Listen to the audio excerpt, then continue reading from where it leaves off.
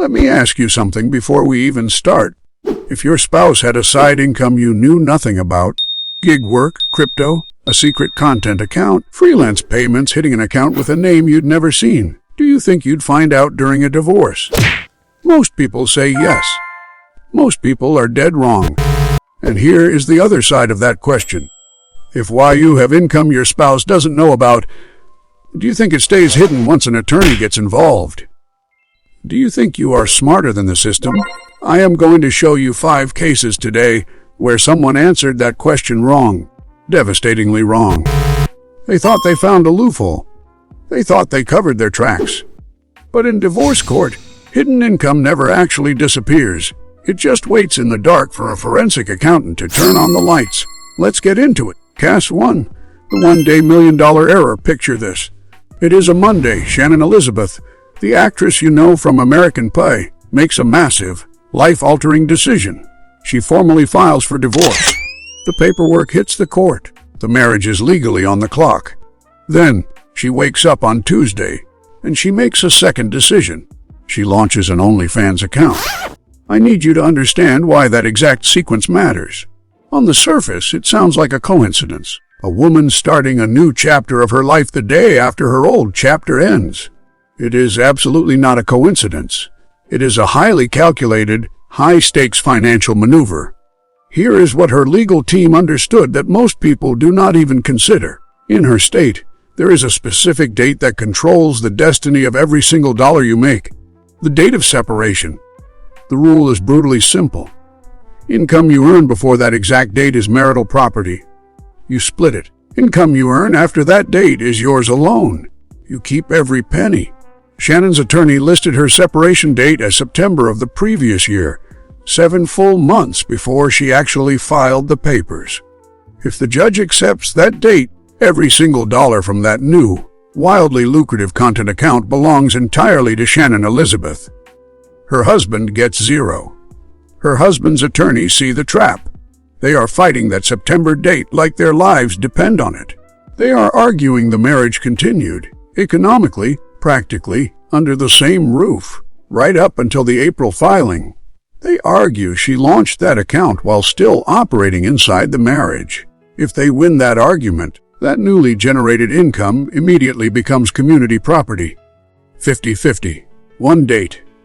That is the entire fight. They are not fighting over the existence of the account. They are not fighting over the morality of the income. They are fighting a $1 million war over the exact date she claimed the marriage died. Here is what I want you to take from this. The disclosure fight in a divorce almost never starts where you think it starts. It does not start with, "Did you earn this money?" It starts with, "When did you earn it?" And most people walking into a court building have never thought about that timeline for a single second. I put together a guide that breaks this exact trap down in plain language. What actually counts as disclosable income, how courts categorize your timelines, and the specific mistakes people make that turn a simple financial disagreement into something a judge has to penalize. It is called off the books. It is the 24. It is an instant download, and the link is in the description right now. Shannon Elizabeth knew what she was doing. She had top-tier attorneys. She had a ruthless strategy. The timing was engineered. But our next case is about a couple where only one of them understood those rules, and they were definitely not on the same side. The handshake husband Denise Richards makes $250,000 a month on OnlyFans. Pause and sit with that number. That is $3 to $1 million a year from a single content platform. When she filed for divorce from Aaron Vipers, nobody in the courtroom disputed that massive number. The bank statements were clear. The money was real. What Vipers disputed was something completely different. He looked at the court and said, "That is not just her income. That is our business." Listen to his argument. When Richards launched her content career, Vipers shut down his own wellness business to support it. He did the photography. He handled the creative direction. He ran the production. He was, by his own account, the absolute engine behind the operation. He worked late nights. He set up the lighting. He edited the files. And here is the brutal truth. He might not be wrong. The contribution he is describing sounds very real. It sounds like massive, full-time labor. It sounds like something that has undeniable market value. But he made one specific, irreversible mistake. He contributed to a $3 million a year empire, and he did it entirely on a handshake.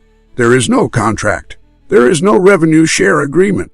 There is no LLC operating agreement. There is absolutely no piece of paper that establishes what his role was worth or what he was legally owed in return for his labor. He built a business inside a marriage, acting like a husband instead of a business partner.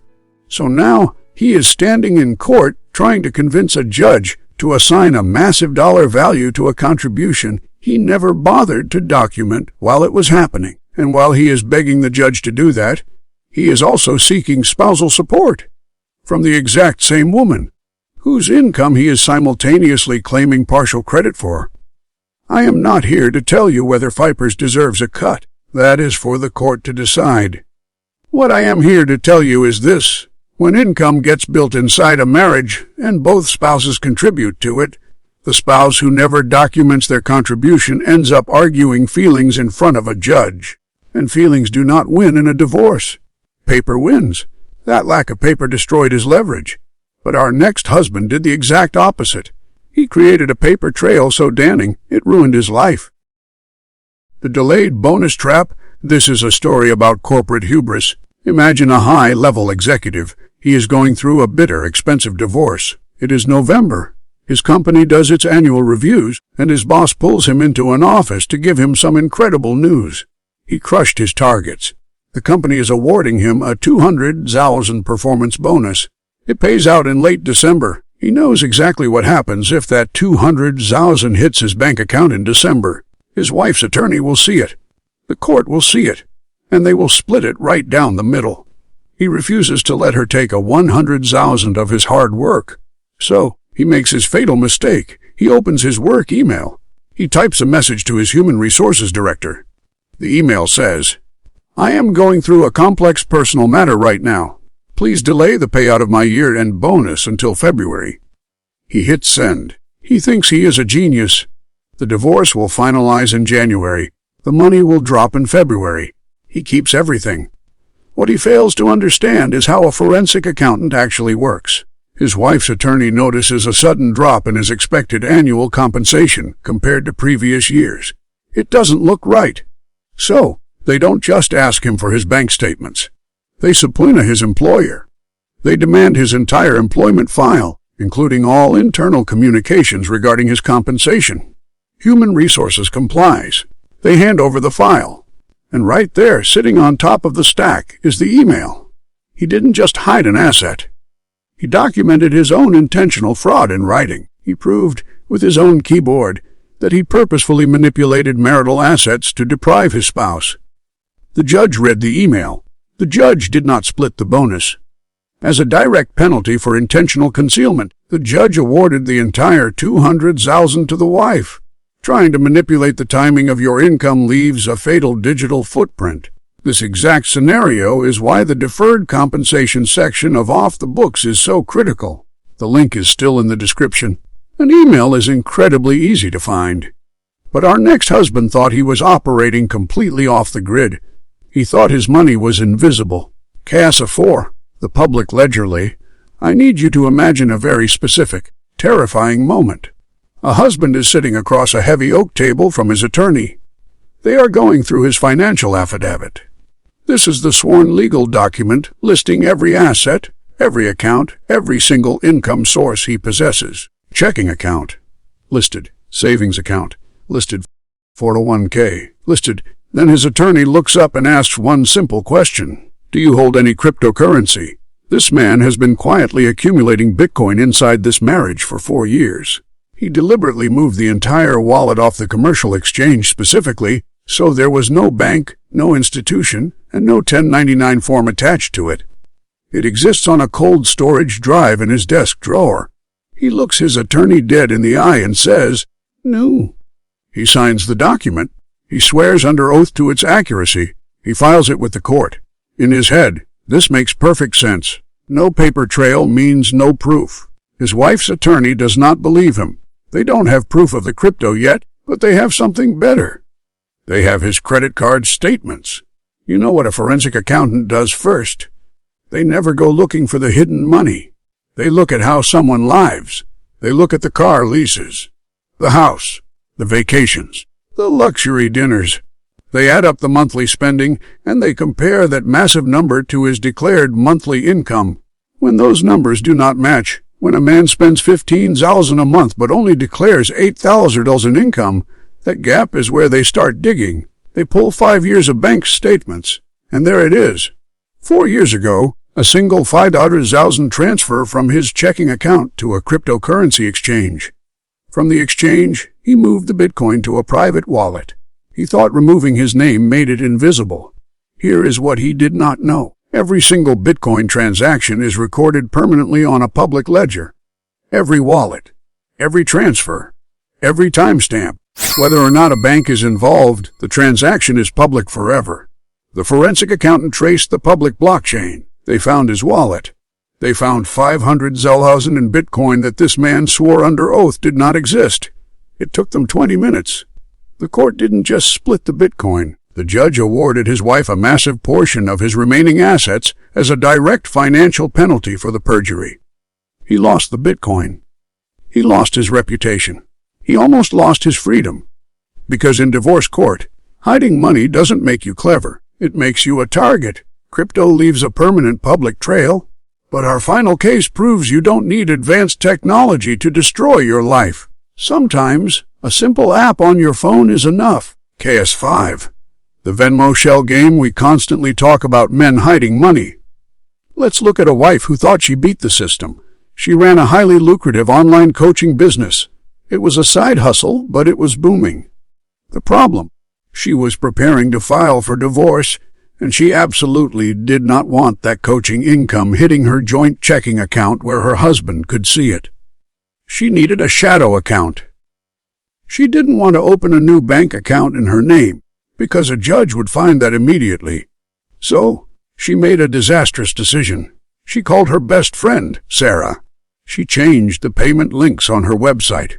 Instead of routing customer payments to her own business account, she routed every single transaction directly to Sarah's personal Venmo account.